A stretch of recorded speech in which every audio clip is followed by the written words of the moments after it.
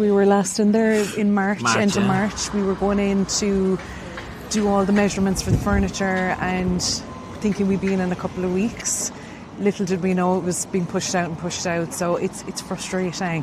What should be the most exciting time of our lives, it's just the fun is gone out of it. Yeah, it's just. But I think it's frustrating. I think that one of the biggest things for us, like, is so we were given an initial move-in date, and then it was March, then April, then May, then June, then July, and we heard there was nobody kept us in the loop, I suppose, about a delay until some other lady that works in a different bank, it was nothing to do with our mortgage, told us that was October. And then we found out today that it's actually supposed to be December.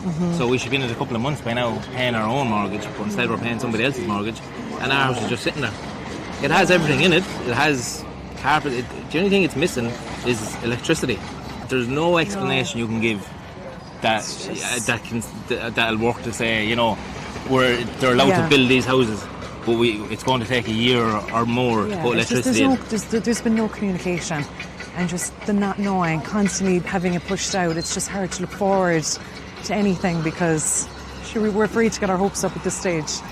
We've had our hopes up for months and months. Yeah. We've been telling the kids, like, you're moving in, you're doing this, and even they're disappointed. Like, we thought we'd be in for the last year of primary school, like. Yeah, and we nearly gave up a few times. We were going to pull the plug. We went looking at different houses, and then but we've come this far now. We just need to keep going.